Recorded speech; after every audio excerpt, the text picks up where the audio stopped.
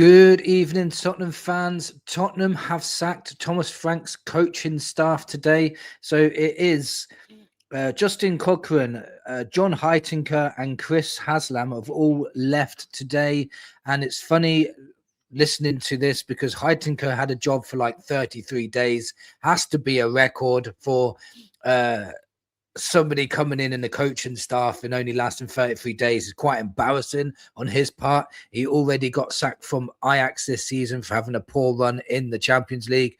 So not a good year for Heitinker, but they were all part of the problem. They were all part of the coaching staff with Thomas Frank to get us where we are. So I'm not sad to see any of them go. I like Cochrane as a man, as a, I think he'll still have a good career in that, but this guy, Igor, is bringing in his own team, the team that really made an impact at Juventus, really made an impact at Lazio as well. So for me, it's an end of a short era. It's not a start of a new era, in my opinion, because obviously he's only going to be here short term. But in this short term, things have to change. And sacking them people is part of that change. We have to do it. So they are out the door. Now, I heard today as well that Lange and Vinai wanted to keep Frank on, wanted to keep him. Even though we were nosediving towards relegation, Lange and Vinai wanted to keep him on. Now, Lange is, keep calling him Lange, put their names together. Lange is really good friends with Thomas Frank, so why would he sack his mate? Because you're in a job and you're supposed to do your job. Lange is one of the most useless DOFs we've ever had at this club. He is useless. I want him out the door, and Vinai can go with him. Vinai is Arsenal. Get rid of him. We don't need them to hit. ENIC employed them to employ a manager and do what they got to do with the manager. They had to step in and go over them to sack Frank and then sack Frank's staff. I think the only guy that survived is our set piece coach, but he's the only guy that's actually done anything this season, actually got us where we got to go. So, yeah, I think it's very frustrating that Vinai and Lange were going to allow this to drag on. It was going to allow us to be pulled and sucked into that bottom three, because we would have. Because I promise you now, if Thomas Frank stayed, we would have got relegated. I'm so certain of it. We were getting worse and worse and worse. And the players were not playing for him whatsoever. The fans were toxic towards Frank. They didn't want him. Most of the Tottenham fans didn't want Thomas Frank towards the end. As soon as he started blaming the fans for every single problem, it was always our fault that you're losing, but you're playing the most turgid football going. What do you want us to do? Stand there clapping every time you pass the ball backwards or sideways and actually tell your players not to attack, and they're actually arguing with you in the changing room to say, we can beat this side, what are you doing? And that's probably why we have better second halves, because they're probably ignoring Thomas Frank. I think it was a very, very poor appointment in hindsight. I wish we knew this, but some people did. Some people said Thomas Frank weren't going to make it, and they were exactly right. Now, in other news, Juventus are now looking at signing Destiny Udogie. They're inquiring about signing him for roughly about £40 million. Now, this is a big question on my lips. Like, should we sell him considering his injury record?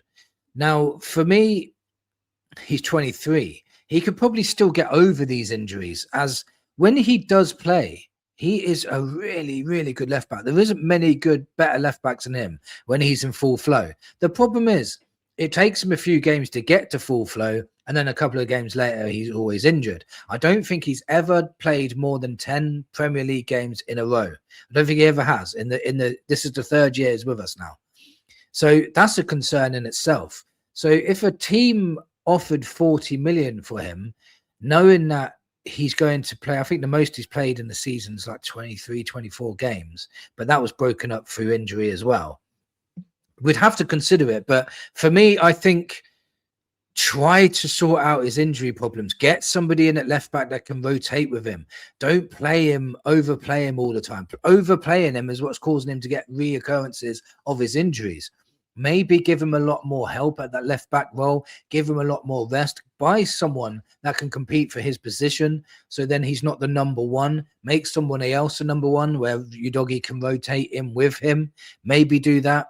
I'm willing to give him one more season. If he's still injury prone after that, then we're going to have to start thinking about selling him. But at the moment, Juventus are interested in him. Obviously, Udogie played in Italy before, so he knows the league really well. That's where he made a name for himself.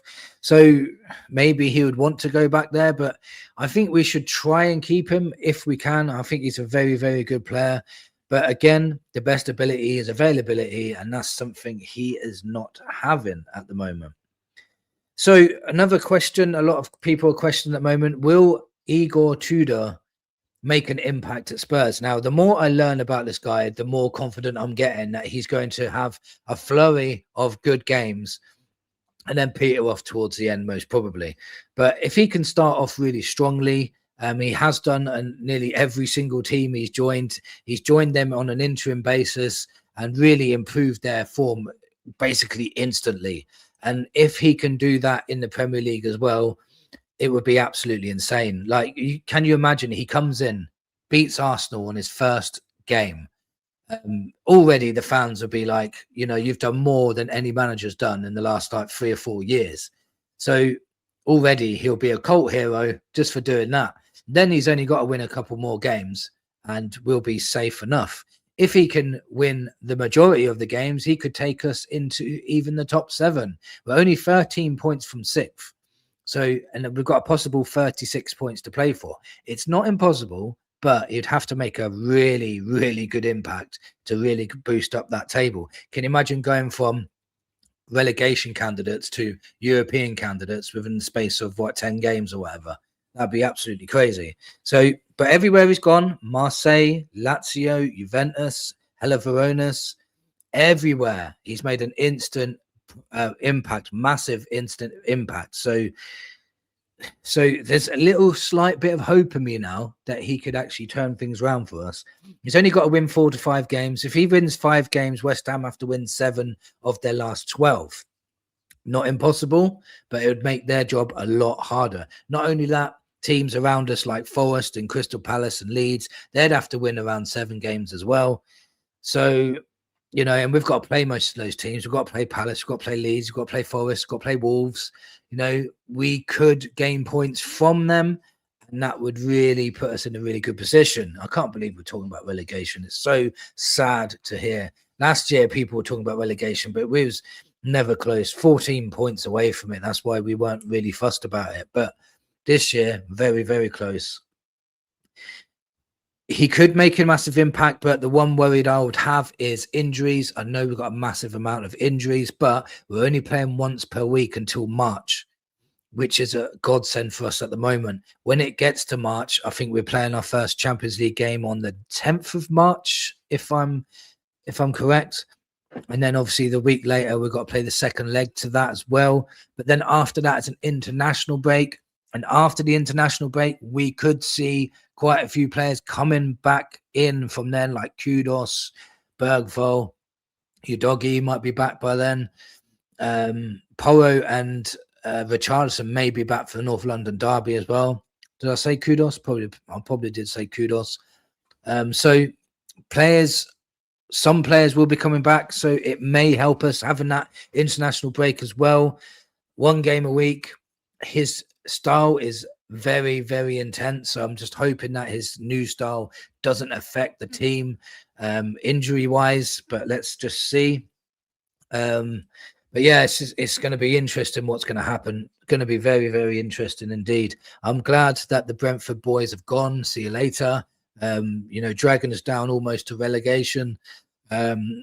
Igor's got his own staff in now. They've took training today. I think he took training for the first time, so they're going to know what he's all about and what he's going to be doing and how he wants them to play and what he wants them to focus on. He's very good at motivating and very good at sorting out your mentality when your mentality is dropped. So hopefully makes an instant impact, beats Arsenal, not just beats Arsenal and helps us, beats Arsenal, helps City to catch them up as well, which would be even better. So we'll have to see. But that's it for today's news. Thank you for watching, and come on, you Spurs.